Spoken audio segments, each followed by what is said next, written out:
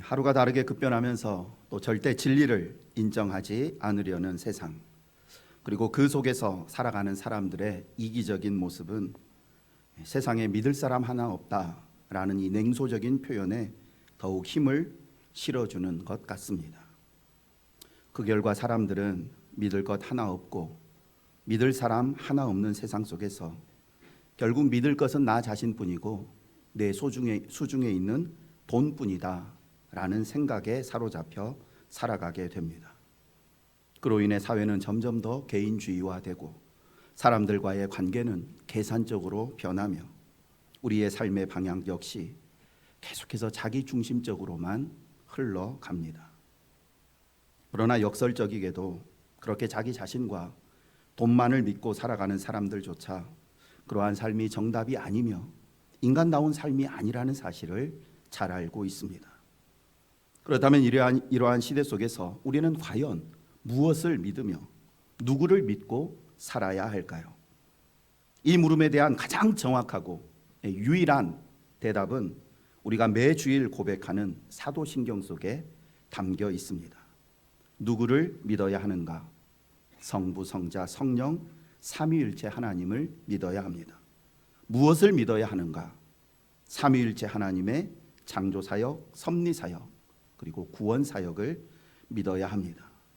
보다 자세히 말씀드리면 성부 하나님은 전능하신 능력으로 천지를 창조하시고 다스리시는 분이시라는 사실을 믿어야 하고, 성자 예수님은 죄와 허물로 죽은 나를 구원하기 위해 인간의 몸을 입고 이 땅에 오셔서 십자가에서 고난받고 죽으셨으나 사흘 만에 부활 승천하셨고 장차 세상을 다시 심판하러 오실 분이라는 사실을 믿어야 하며, 성령 하나님은 구원의 은혜를 내 심령 가운데 적용하셔서 내 안에 믿음을 일으키시고 나를 성화의 길로 이끌어 가시는 보혜사이심을 믿어야 합니다. 성도가 불확실한 세상 가운데에서도 흔들림 없이 살아갈 수 있는 이유가 우리가 믿는 대상이 변덕스러운 인간이나 수시로 변하는 세상이 아니라 어제나 오늘이나 영원토록 변함없으신 하나님이시기 때문입니다. 그러니 그 어느 때보다 혼란하고 불안한 시대를 살고 있는 이때 매일 아침 사도신경을 고백함으로 하루를 시작해 보시기를 권해드립니다. 아침에 일어나시면 꼭 나는 전능하신 창조주 아버지를 믿습니다. 나는 예수 그리스도를 믿습니다. 나는 보혜사 성령님을 믿습니다. 사도신경의 내용을 고백하면서 그 믿음으로 하루를 시작하면 이 믿음의 고백 없이 시작할 때보다 내 마음의 중심이 더 확고하게 될 줄 믿습니다. 오늘은 히브리서 11장 6절 말씀을 중심으로 이렇게 불확실하고 혼란한 시대 속에서 하나님을 믿는다는 것이 어떤 의미를 가지고 있는지에 대해서 말씀을 드리고자 합니다. 오늘 말씀의 내용은 크게 세 가지인데, 먼저 믿음이 무엇인가 하는 이 믿음의 정의를 정확하게 한번 설명을 드리고, 다음으로 하나님께서 기뻐하시는 두 가지 믿음에 대해서 말씀을 드리고자 합니다.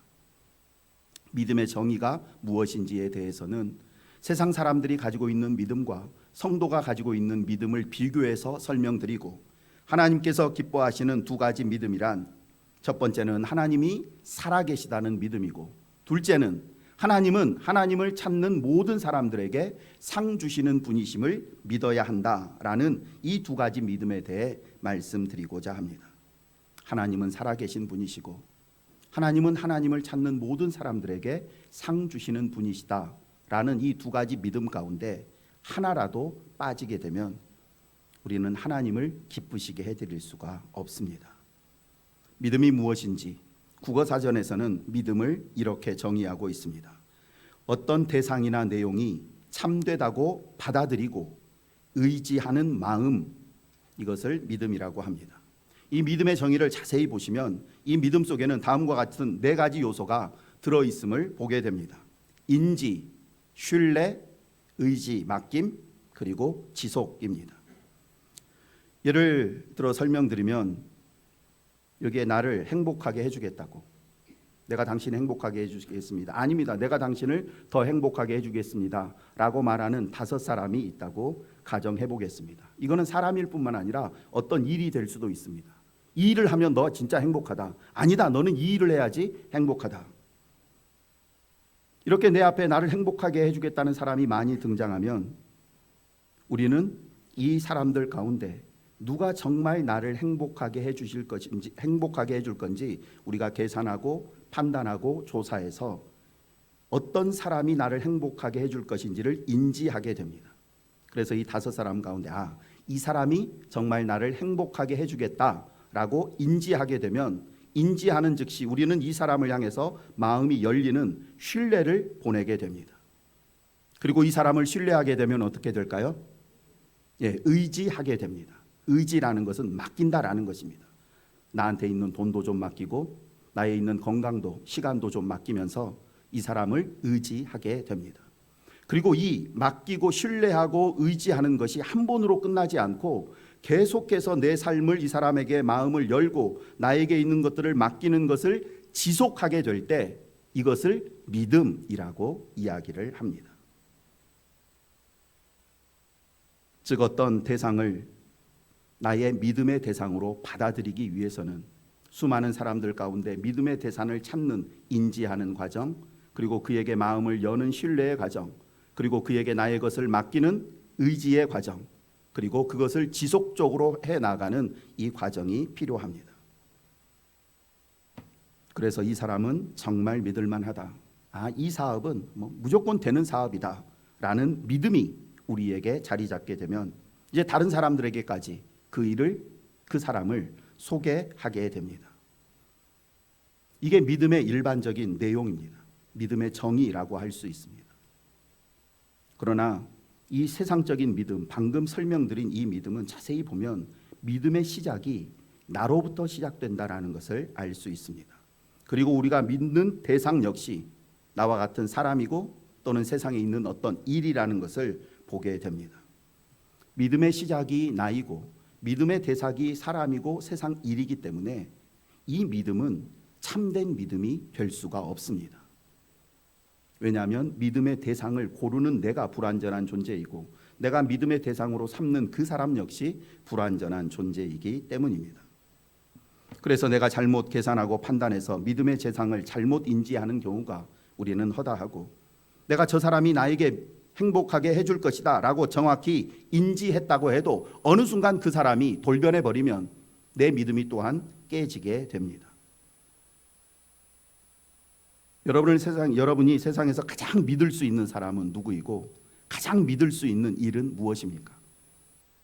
여러분이 지금 여러분 가운데 이 세상 사람들 가운데 가장 믿을 수 있는 사람이 누굴까요? 일반적으로 부모님이에요.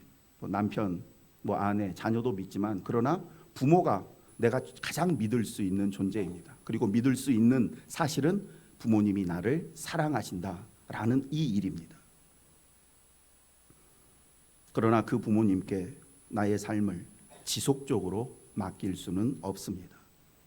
왜냐하면 부모님의 사랑조차 변할 수가 있고 변하지 않는다고 해도 그 부모님이 항상 내 곁에 계시는 분이 아니기 때문입니다. 그러므로 세상에서 아무리 믿음을 설명을 해도 세상에서는 참 믿음을 찾을 수가 없습니다.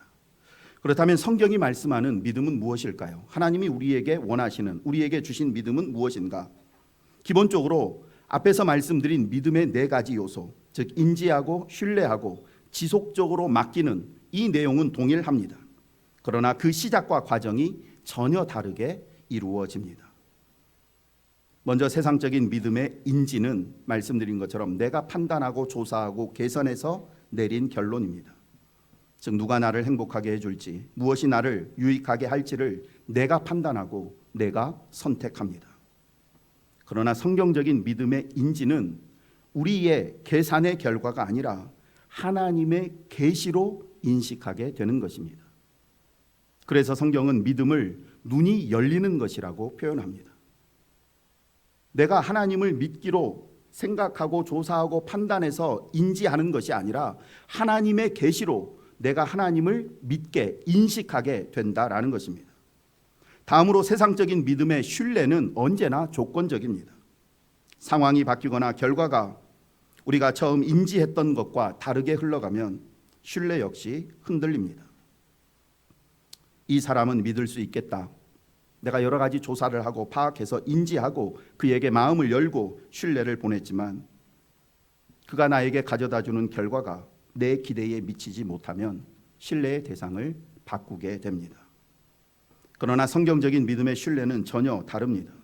말씀드린 것처럼 성경적인 인지는 내가 계산하고 판단해서 하나님을 믿기로 신뢰하기로 선택한 것이 아니고 하나님께서 말씀의 계시와 은혜로 하나님을 신뢰하게 하신 것이기 때문에 결과와는 상관없이 그냥 하나님이 나를 믿게 하셨다라는 이 말씀의 근거에서 하나님을 계속 신뢰하게 됩니다.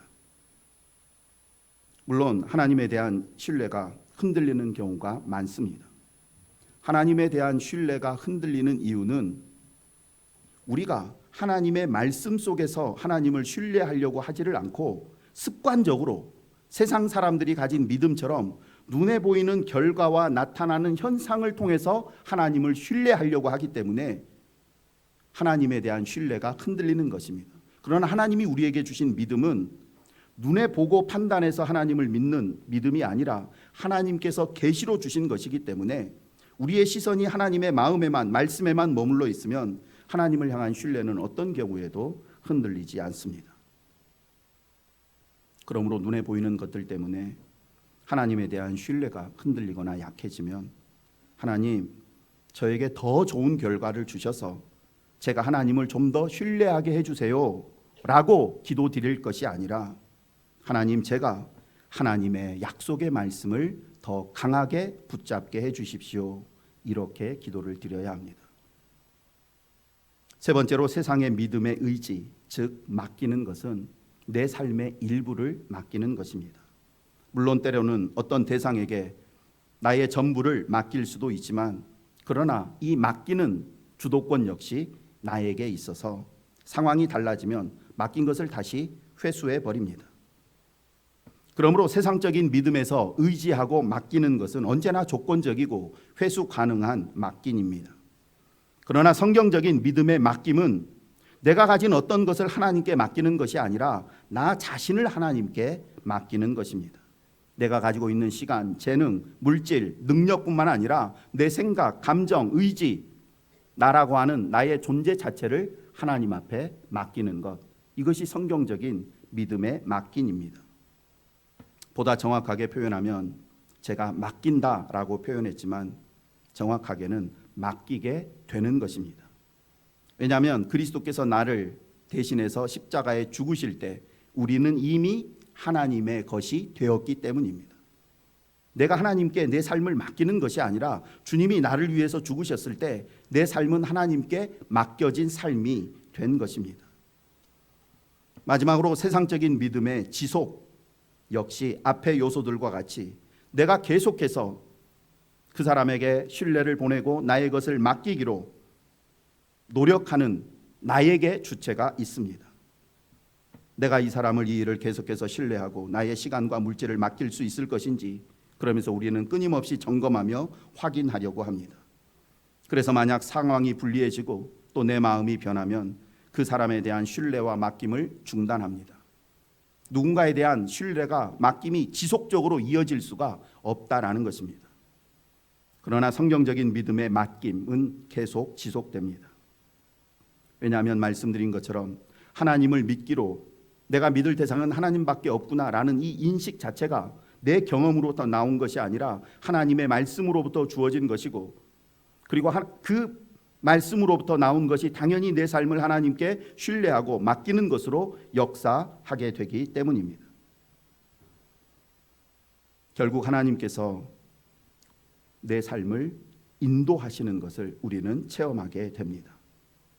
하나님을 신뢰하고 나 자신을 맡기게 되는 것, 은혜로 된 것처럼 내가 내 삶을 하나님 앞에 지속적으로 맡기게 되는 것도 내 의지인 것 같지만 하나님께서 내 삶을 끌고 가시는 것임을 어느 순간 체험하게 됩니다. 이것을 신앙용어로 성도의 견인이라고 부릅니다. 그래서 하나님께 한 번 드려진 인생은 결코 다른 대상에게 넘어가지 않습니다. 우리는 이 사람에게 내 인생을 맡겼다가 아니다 싶으면 그냥 그 대상을 바꿔버리지만 하나님께 한번 드려진 인생은 다른 대상으로 옮겨갈 수가 없습니다. 왜냐하면 하나님께서 한번 받으신 인생은 어떤 경우에도 놓치지 않으시기 때문입니다. 내 삶을 맡아서 계속해서 견인해 가시는 분이 성령 하나님이시기 때문에 우리의 구원은 끝까지 보존되고 완성되는 것입니다. 결국 성경적인 믿음이란, 성도에게 있는 믿음이란 내가 계산하고 판단해서 하나님을 믿기로 결단한 것이 아니고 하나님의 계시로 하나님을 인식하게 된 것입니다. 눈에 보이는 상황과 결과가 아니라 하나님의 말씀에 근거하여서 하나님을 신뢰하게 되는 것이고, 내 삶의 일부가 아니라 내 삶 전체를 하나님께 맡기는 것이며, 내가 내 삶을 하나님께 드리는 것 같지만 실제로는 하나님께서 내 삶을 붙잡아 끌고 가시는, 이것이 성도에게 있는 믿음입니다. 세상 사람들도 강한 믿음과 확신을 가지고 세상을 살아갑니다. 하지만 그 믿음이 그들을 구원하지 못하는 이유는 믿음의 주체가 자기 자신이고 믿음의 대상이 연약한 사람이기 때문입니다. 오늘 이 시간 저와 여러분에게 세상 사람들이 가진 믿음과는 다른 하늘의 믿음을 주신 하나님께 감사와 찬양을 돌리기를 원합니다. 지금까지 하나님께서 우리에게 주신 믿음의 정의, 즉 하나님을 인지하고 신뢰하며 그분께 내 인생을 맡기고 하나님을 끝까지 붙잡게 되는, 이것이 믿음이라고 말씀을 드렸는데, 이제 이 믿음이 어떻게 하나님을 기쁘시게 해드릴 수 있는지에 대해서 두 가지로 말씀을 드리고자 합니다. 세상 모든 자녀들은 자신을 낳아주시고 길러주신 부모님을 기쁘시게 해드리고자 하는 소원을 갖습니다. 마찬가지로 독생자 예수 그리스도를 십자가에 내어주심으로 나를 구원하신 하나님의 놀라운 사랑과 은혜를 체험한 모든 성도들을 역시 하나님을 기쁘시게 해드리고 싶은 소원을 품습니다. 그런데 오늘 본문은 분명하게 말씀합니다. 믿음이 없이는 하나님을 기쁘시게 하지 못하나니. 이 말씀은 아까 하나님께서 우리에게 주신 이 믿음을 가지고 행하지 않으면 우리가 아무리 많은 선을 행하고 물질을 많이 드리고 봉사를 해도 그것을 받으시는 하나님이 기뻐하시지 않는다라는 의미입니다. 죄와 허물로 부정하게 된 인간이 거룩하신 하나님을 기쁘시게 해드릴 수 있는 유일하고도 절대적인 한 가지 조건은 믿음으로 사는 것입니다. 겉으로는 믿음처럼 보이지만 실제로는 인간의 계산과 판단에 의한 앞에서 설명드린 세상적인 유사 믿음, 가짜 믿음으로는 아무리 애를 써도 하나님을 기쁘시게 해드릴 수 없습니다. 바리새인들은 하루 3번, 4번씩 꼬박꼬박 하나님 앞에 엎드려 기도드리고 일주일에 최소한 2번 금식하며 밭에서 기른 채소의 11조까지 드릴 만큼 철저하게 신앙생활 하던 사람들이었지만 그 믿음이 하나님의 계시와 은혜에 근거한 믿음이 아니라 자기 의에서 비롯된 믿음이었기에 하나님은 그들의 믿음을, 그들의 행위를 조금도 기뻐하지 않으셨습니다.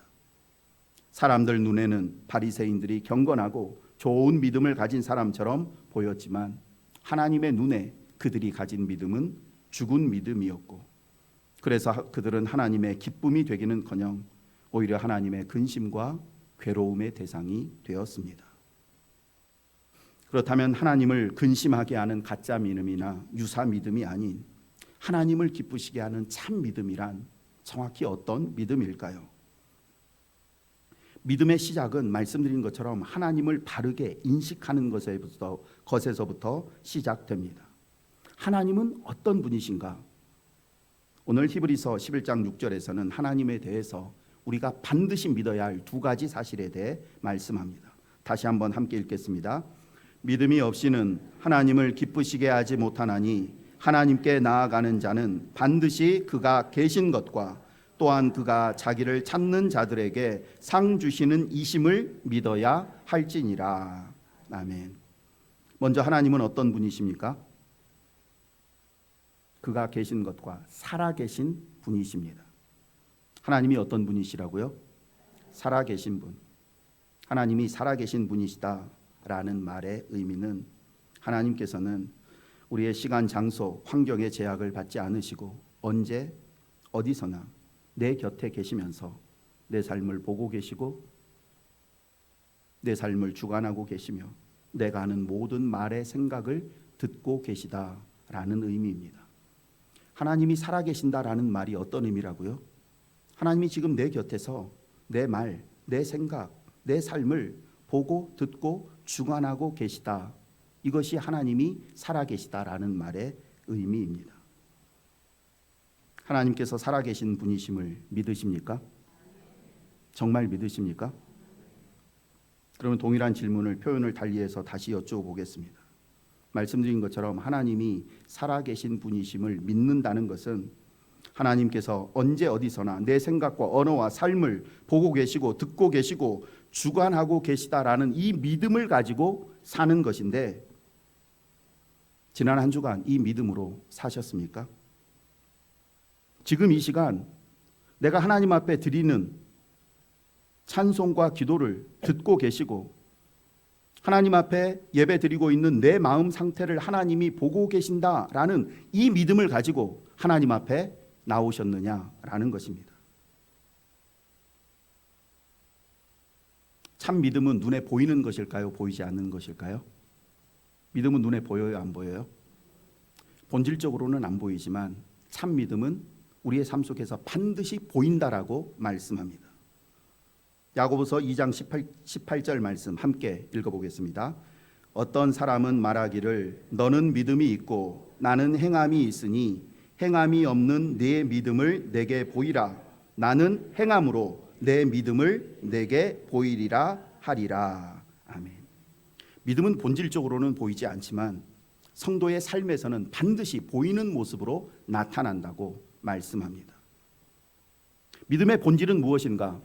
보이지 않는 하나님이 아까 말씀드린 것처럼 살아계셔서 지금 내 곁에 계시다라는 것을 보는 능력이 믿음이고, 하나님께서 먼 미래에 주겠다고 약속하신 그 말씀이 지금 내 삶 가운데 이루어진 것처럼 여기게 되는 능력을 믿음이라고 말합니다. 이 믿음이 내 안에 있으면 이 믿음은 반드시 내 삶 속에서 보이게 된다라는 것입니다. 큰 사고를 당해 병상에 누워 있으면서도 원망과 낙심의 말이 아닌 하나님을 향한 감사와 찬양을 드리는 모습이 나타납니다. 억울하고 답답한 일을 겪을 때에도 불평과 분노의 모습이 아닌 하나님 앞에 엎드려 기도하며 참고 기다리는 모습이 나타납니다. 왜요? 그에게는 하나님께서 지금 이 시간 이 상황 가운데 나와 함께하고 계시다라는 믿음이 있기 때문입니다.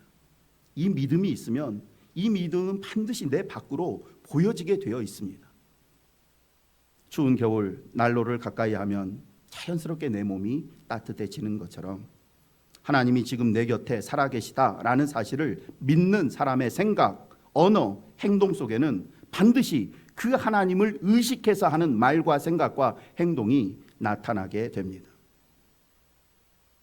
이번 한 주간 우리의 모든 삶의 자리에서 하나님의 살아계심을 믿는 믿음의 이 표가 나에게서 나타나고 있는지 스스로 점검해 보면서 혹시라도 그 표가 나타나지 않으면 임마누엘 신앙을 회복하게 해달라고 기도하기를 원합니다. 이번 한 주간 살아계신 하나님을 믿는 믿음의 언어를 사용하시고 믿음의 결정을 내리면서 그렇게 하나님을 기쁘시게 해드리는 저와 여러분 되기를 원합니다. 계속해서 하나님을 기쁘시게 해드리는 믿음 속에 반드시 포함되어 있어야 할 두 번째 내용, 하나님께서 자기를 찾는 모든 이들에게 상을 주시는 분이시라는 믿음에 대해 생각해 보겠습니다. 먼저 자기를 찾는 모든 이들이라는 말씀은 단순히 하나님 앞에 나와서 지금 이렇게 예배드리고 기도하고 도움을 구하는 이것을 자기를 찾는 모든이라고 말씀하시지 않고 말 그대로 자기를 찾는 사람, 누구를 찾는 사람일까요? 하나님을 찾는 사람이다라는 것입니다. 많은 사람들이 하나님 앞에 나와서도 하나님을 찾지를 않고 돈을 찾고 건강을 찾고 명예와 성공을 찾고 내 앞에 닥쳐진 문제 해결을 찾는데, 하나님은 그런 것 찾지 않고 하나님을 찾는 사람에게 상을 주겠다고 약속하셨습니다. 그렇다면 하나님을 찾는다라는 말의 보다 정확한 의미는 무엇일까요? 첫 번째, 하나님을 찾는다라는 말은 단순히 하나님 앞에 나와 예배를 드리는 종교적인 행위가 아니라 내 몸과 마음과 정성과 힘과 생명을 다해서 하나님 만나기를 구한다는 의미입니다. 너희가 온 마음으로 나를 구하면 나를 찾을 것이요 나를 만나리라. 우리 안에 여러 가지 기대와 소원이 있지만 하나님 앞에 나올 때는 그 소원이 목적이 아니라 하나님을 만나는 것이 목적이 되어야 한다라는 것입니다. 그것이 하나님을 찾는 것입니다. 돈과 건강이 필요해서 하나님 찾는 것이 아니라 그냥 하나님과 함께 있고 싶어서 하나님을 찾는 것입니다. 두 번째로 하나님을 찾는다라는 말은 하나님의 뜻을 알고 하나님의 뜻대로 살고 싶어서 하나님께 나온다는 의미입니다. 여호와께서 이스라엘 족속에게 이와 같이 말씀하시기를 너희는 나를 찾으라 그리하면 살리라. 나를 사망으로 인도하는 수많은 길들, 그것이 아니라 나를 영생의 길로 인도하는 그 길을 알고 싶어서 나를 영생의 길로 인도해 주시는 하나님의 뜻, 그리고 그 뜻을 행할 수 있는 능력을 구하기 위해서 하나님 앞에 나오는 것이 하나님을 찾는 것입니다. 마지막으로 하나님을 찾는다는 말의 세 번째 의미는 내 안에 있는 생각, 계획, 지혜, 경험 이런 것들을 하나님 앞에 철저히 부인하고 내 모든 삶을, 인생을 하나님께 맡긴다는 의미입니다. 젊은 사자는 궁핍하여 줄일지라도 여호와를 찾는 자는 모든 좋은 것에 부족함이 없으리로다. 젊은 사자처럼 자신의 힘, 능력, 지혜를 의지해서 세상을 살아가는 것, 그것이 나에게 생명을 주는 것이 아니라 내가 아무리 지혜롭고 똑똑하고 많은 재물을 가지고 있다고 해도 내 인생을 책임지는 분은 하나님밖에 없다는 겸손한 마음으로 하나님 앞에 나올 때 하나님은 네가 나를 찾고 있구나 라고 인정하신다라는 것입니다. 결국 하나님을 찾는다는 것은 내 욕심과 목적을 내려놓고 온 마음으로 오직 하나님만을 만나기를 구하고 내 삶의 방향을 온전히 하나님의 뜻에 맡기며 내 삶을 책임지실 분은 하나님밖에 없다는 그 마음을 가지고 하나님께 나오는 것입니다. 이렇게 하나님을 찾는다는 말씀의 의미를 온전히 이해할 때 하나님께서 주시는 상이 무엇인지도 바르게 이해할 수 있습니다. 하나님께서 하나님 자신을 찾는 자들에게 주겠다고 약속하신 상이 무엇일까요? 무엇일까요? 당연히 하나님 자신입니다. 왜냐하면 하나님께 나온 사람이 하나님 앞에 간절히 찾고 구하고 두드리고 구한 것이 하나님이기 때문에 하나님께서는 네가 간절히 찾고 있는 나를 너에게 상으로 주겠다라고 말씀하시는 것입니다. 결국 하나님께서 하나님을 찾는 우리에게 주시는 최고의 상은 하나님 자신임을 알 수 있습니다. 왜 하나님이 우리에게 최고의 상이 되실까? 왜냐하면 하나님이 주신 앞에서 설명드린 계시로 하나님을 알게 되고 말씀의 근거에서 하나님을 신뢰하며 나의 부분이 아니라 내 삶 전체를 지속적으로 맡기게 되는 이 믿음을 가지고 있는 사람에게는 돈을 많이 벌고 높은 자리에 올랐을 때보다 그 하나님을 만났을 때의 기쁨, 행복, 평안과 담대함과 감사함이 훨씬 더 크고 강력하기 때문입니다. 결국 하나님께 나아가는 자는 반드시 하나님께서 자기를 찾는 자들에게 상 주시는 이심을 믿어야 한다라는 이 말씀은 하나님께서 나에게 주시고자 하는 최고의 상급이 하나님이시구나 라는 이 믿음을 가지고 나오는 사람을 지칭합니다. 저와 여러분 오늘 오직 하나님만을 만나고 하나님의 뜻만을 구하며 하나님께 내 삶을 맡기기 위해 이 자리에 나왔는지 돌아보기를 원합니다. 성경에는 하나님이라는 상을, 즉 하나님이라는 기업을 선물로 받은 많은 사람들이 등장하는데 혹시 대표적인 사람이 떠오르는 사람이 있습니까? 하나님이라고 하는 상급을 받은 사람. 가장 대표적인 인물은 모세도 있고 다윗도 있고 바울도 있지만 아브라함입니다. 하루는 소돔성이 엘람왕 그돌라오멜의 연합군의 침략을 받아서 소돔성에 살고 있던 아브라함의 조카 롯이 포로로 붙잡혀 갔습니다. 이 소식을 들은 아브라함은 군사를 이끌고 그 연합군과 싸워서 승리를 하고, 그리고 그들이 빼앗아 갔던 소돔의 모든 재물과 백성 그리고 롯을 다시 데려왔습니다. 아브라함으로 인해서 자유를 되찾은 소돔 왕은 아브라함에게 내 백성들만 돌려주고 당신이 가져온 모든 전리품, 그 승리의 전리품은 다 당신이 가지라고 그렇게 말했습니다. 이때 아브라함은 이를 거절하며 다음과 같이 말합니다. 소돔 왕이 아브라함에게 이르되 사람은 내게 보내고 물품은 네가 가지라. 아브라함이 소돔 왕에게 이르되 천지의 주제이시오 지극히 높으신 하나님 여호와께 내가 손을 들어 맹세하노니 네 말이 내가 아브라함으로 치부하게 하였다 할까 하여 내게 속해 있는 것은 실 한 오락이라도 들매 끈 한 가닥도 내가 가지지 아니하리라. 아브라함이 전쟁에서 되찾아온 전리품은 네가 다 가지라 라고 하는 소돔 왕의 말을 거절한 이유는 하나님의 사람인 자신이 이방 왕으로 인해서 아브라함이 저 소돔 왕 때문에 엄청난 부자가 됐다, 이런 소리를 들으면 천지의 주제이시며 자기의 삶을 공급하시는 하나님의 영광이 가려질까 염려가 해서 소돔 왕이 자신에게 주겠다고 한 전리품을 다 거절한 것입니다.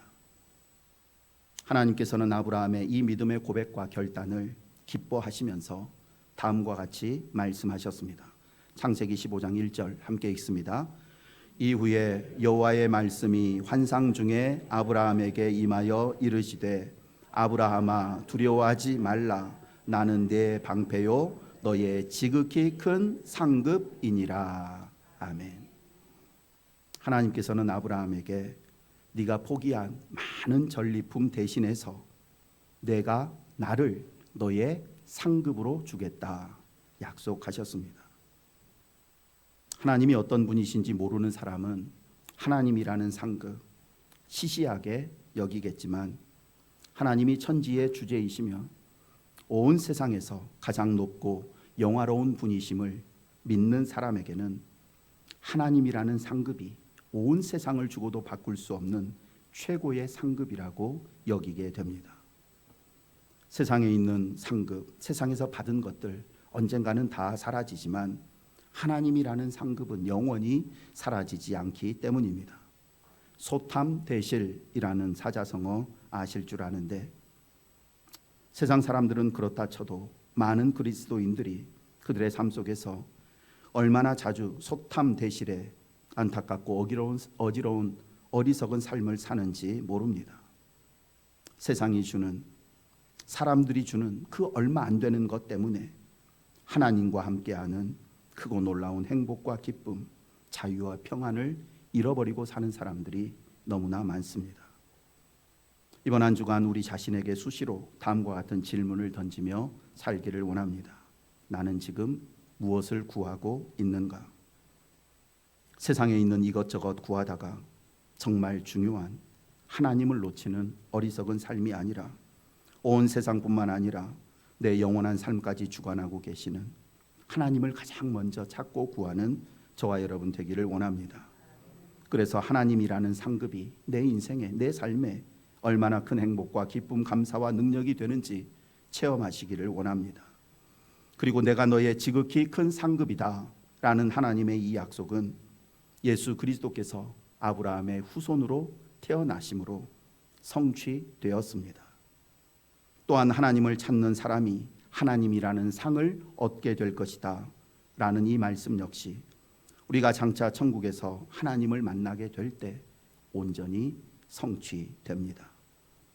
안타깝게도 지금 세상의 수많은 사람들이 가장 귀하신 보배인 예수 그리스도를 제쳐두고 눈에 보이는 부귀영화만을 찾고 있는데, 저와 여러분만은 오직 예수 그리스도만을 찾고 구하는 대림절을 보내기를 원합니다.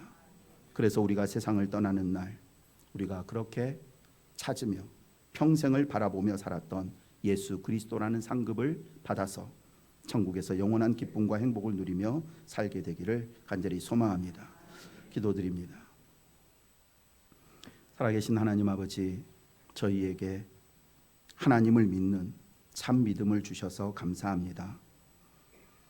이 말씀 속에 하나님은 살아계신 분이시며 자기를 찾는 모든 이들에게 하나님이라는 최고의 상을 주시는 분이심을 믿는 믿음이 담겨 있다는 사실도 알려주셔서 감사합니다. 이 시간 사랑하는 여수신성교회 모든 성도들이 하나님의 이 말씀을 머리로만 아는 데서 그치지 않고 하나님이 나와 함께 하신다는 임마누엘 신앙으로 거룩하고 정결한 삶을 살게 하시고 그래서 실제로 하나님이라는 최고의 상급을 받아 누리는 복된 삶을 살게 하여 주옵소서. 세상이 주는 작은 이익 때문에 믿음 포기하지 않게 하시고 사람들의 인정과 박수를 받기 위해 하나님 앞에서 비굴해지지 않게 하여 주옵소서. 항상 저희와 함께 하시는 하나님만 바라보며 하나님이라는 상급으로 인해 기뻐하고 범사에 감사하며 모든 상황 속에서 자유를 누리게 하여 주옵소서. 저희의 남은 평생이 하나님을 기쁘시게 해드리는 참 믿음의 여정이 되기를 소망하며 예수님의 이름으로 기도드립니다. 아멘.